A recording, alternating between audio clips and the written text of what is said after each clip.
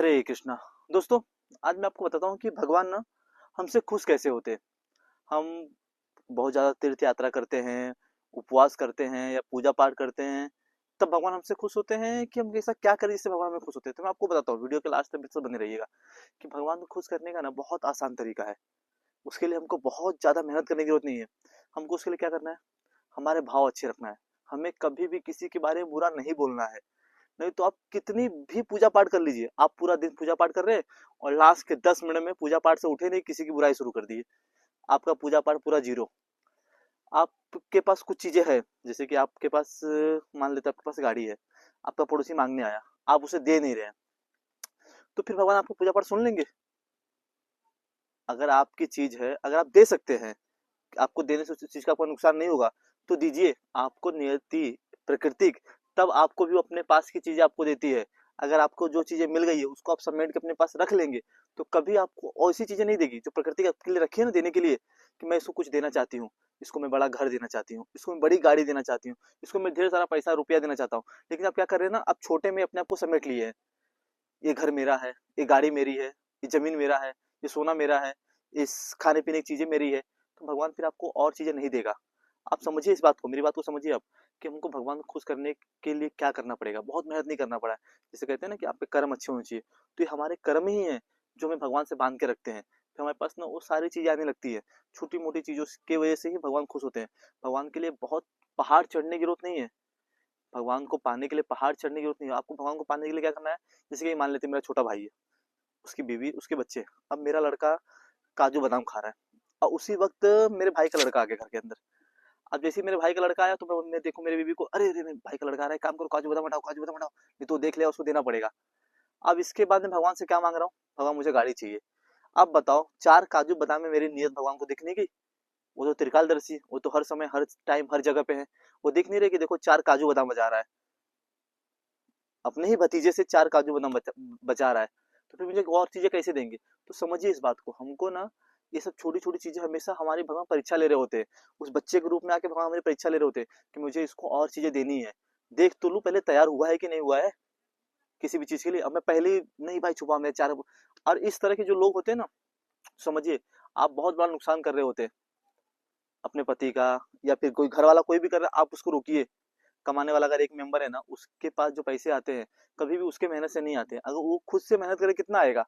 लेकिन देखिए, अगर वो उसकी कमाई से उसके माँ बाप खा रहे हैं, उसकी बीवी खा रही है, उसके बच्चे खा रहे हैं, तो ऑटोमेटिक उसका कमाई बढ़ जाएगा।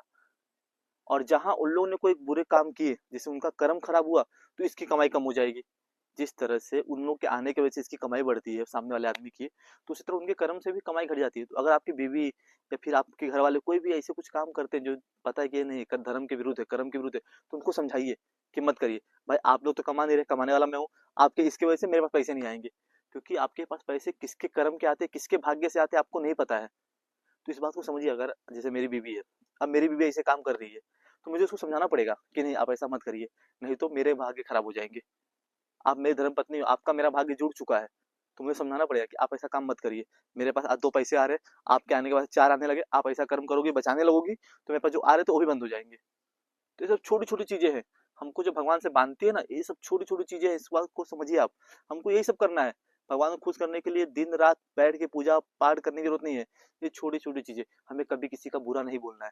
कोई आपके साथ कोई बुरा करता है ना, तो समझिए उसका कर्म है, भगवान के बुरे छोड़ दीजिए, वो लौट कर आपके पास आएगा ही आएगा। तो दोस्तों, जैसे कि आपको बताता हूँ, जब कोई आपसे बुरा करता है तो आपको बहुत तकलीफ होता है। तो इस बात को समझिए आप, कि जब भगवान का समय आता है, जब उनका चक्र घूमता है ना, तो कितनी भी बुद्धि, कितनी भी विवेक रहे, कितना भी ताकत रहे, उनकी चीजें धरी की धरी रह जाती है। जैसे कि मैं आपको महाभारत का बारे में बताता हूँ। महाभारत में जितने भी बुद्धिमान और ताकतवर लोग थे, ये सारे कौरवों के साइड थे। महान से महान महाबली, भीष्म पितामह, गुरु द्रोणाचार्य, कृपाचार्य, शकुनी, कर्ण, दुर्योधन, ऐसे तमाम योद्धा, जयद्रथ, जैसे तमाम ताकतवर योद्धा एक साइड थे, महान चालाक लोग। और इस साइड कौन? एकदम सादे सिंपल, जिनको चालाकी नहीं आती थी। लेकिन अंत क्या हुआ? पूरे 13 साल तक इन्होंने वनवास काटा, बचपन से पांडवों ने दुख सहा।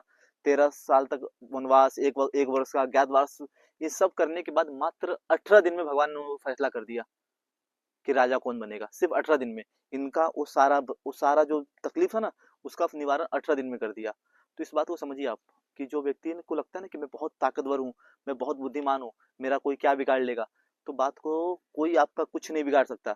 आपकी बुद्धि, आपके कर्म ही आपका नुकसान पहुंचाएंगे।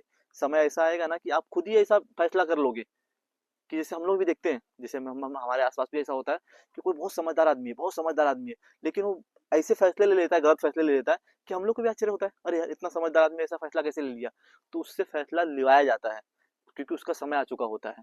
तो ऊपर वाला ना उससे ऐसे फैसले लिवाता है कि अब तुझे यहाँ नुकसान होना है, नहीं तो आपका कोई नुकसान कुछ नहीं कर सकता। जितनी भी घटनाएं घटती है ना, इन सबके हम निमित्त होते हैं। ऐसा नहीं है कि मेरा कोई नुकसान कर सकता है, मेरा नुकसान कोई नहीं कर सकता मेरे कर्म के अलावा। हाँ, बाकी सारे व्यक्ति जो होते हैं ना माध्यम बनते हैं, भगवान उनको भेजता है कि मेरा नुकसान करने के लिए माध्यम बनते हो, भगवान उनको चुनता है, निमित्त बनाता है। बाकी मेरा जो नुकसान होता है मेरे कर्मों से ही होता है, नहीं तो बाकी किसी में इतना सामर्थ्य नहीं है कि जो कोई मेरा नुकसान कर सके। इसके जिम्मेदार हम खुद होते हैं, हमारे अच्छे के और हमारे बुरे के भी। हम खाली क्या करते हैं, दूसरे को जिम्मेदारी देते हैं कि इसकी वजह से मेरा ऐसा हो गया, उसकी वजह से नहीं हुआ, ये आपके कर्म की वजह से हुआ है। अभी क्या होता है, बहुत से लोग ना, देखिए मान लेते किसी की शादी लग रही होती है, तो क्या होता है ना कि जो आस पड़ोस के लोग होते हैं उनको बर्दाश्त नहीं होता है, वो तुड़वाने के चक्कर में पीछे पड़ जाते हैं कि कैसे इसको तुड़वा दे, इसकी शादी से। और दूर के लोग नहीं होते हैं, वो अपने घर के लोग होते हैं, आस पड़ोस के लोग, पहचान वाले लोग, नाते रिश्तेदार होते हैं, और वो तुड़वाने के लिए एकदम पीछे पड़ जाते हैं। और जब बाद में इन टाइम में सामने वाले की जिससे शादी होनी हो तो है ही है, आप कितना भी कुछ कर लीजिए, आपको सिर्फ निमित्त बनाया जाता है।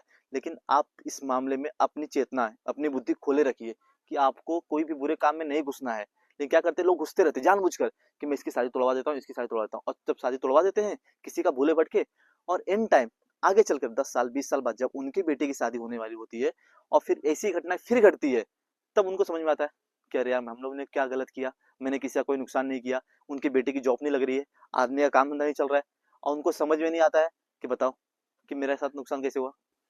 तो इस बात को समझे आप कि आपको कभी भी किसी का नुकसान नहीं करना है।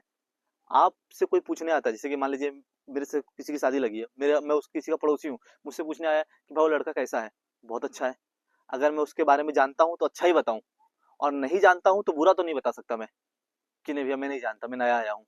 लेकिन लोग क्या कहते हैं, नहीं जानते हैं, यहाँ से लोग जा जाके स्पेशली अपना पैसा खर्चा करके जाके बुरा बताते हैं कि नहीं भाई सामने वाला बहुत बुरा है, उससे शादी मत करिए, जो कि ऐसा होता भी नहीं है। अब बाद में यही लोग होते हैं जो आगे चल के परेशान होते हैं, फिर इनके काम नहीं होते हैं, इनके घर परिवार में दुख आती है, तब ये बोलते हैं कि भगवान के सामने भी, अरे भगवान मैंने क्या किया, मैंने किसी का कोई नुकसान नहीं किया, फिर मेरा ऐसा क्यों हो रहा है। आपने किया था पर आपको याद नहीं है। नहीं तो भगवान तो हमारे माँ बाप है, वो हमारा बुरा क्यों चाहेंगे। कोई माँ बाप अपने बच्चे का बुरा चाहता है, कभी नहीं चाह सकता। तो आप खुद होते हैं, अपने ही कर्म से आप अपने नुकसान करवाए होते हैं, बचपन से लेके जवानी तक बुढ़ापे। और कर्म जो प्रारब्ध होता है ना, उसको पकने में थोड़ा टाइम लगता है। जैसे मैंने आज कोई चीज बोया तो इसको तो तैयार होने में टाइम लगेगा ही ना। तो किसी का आप नुकसान किए हो तो आपको तुरंत फल नहीं मिलता है, लेकिन 3 महीने बाद, 4 महीने बाद, 6 महीने बाद, 1 साल, 10 साल, 5 साल बाद आपको मिलना तय है। आपके अच्छे कर्म का फल भी आपको मिलेगा, आपके बुरे कर्म का फल भी आपको मिलेगा। नहीं मिल रहा है तो सब्र करिए, आपको मिलेगा फिक्स है। तो इसलिए आप बचिए, किसी भी रूप में अच्छे ही कर्म करिए, बुरे कर्म से एकदम बचिए। अपनी बुद्धि हमेशा खुली रखिए कि मैं जो कर रहा हूँ सही है कि गलत है। क्योंकि ये मैं कैसा ना अपने अनुभव से बता रहा हूँ, मेरे से भी बहुत गलत कर्म हुए हैं, मैंने बहुत गलत कर्म करते करते चीज सीखा हूँ। और भगवान की कृपा दृष्टि हुई कि हमको आज बुद्धि मिल गई, नहीं तो अब तक हम भी और करते होते। ये तो भगवान का धन्यवाद है कि मुझे भगवान ने सही टाइम पे बुद्धि विवेक दे दिया, ये चीज समझ में आने लगी किसका क्या परिणाम होता है। वीडियो में लास्ट तक बने रहने के लिए आपका बहुत बहुत धन्यवाद।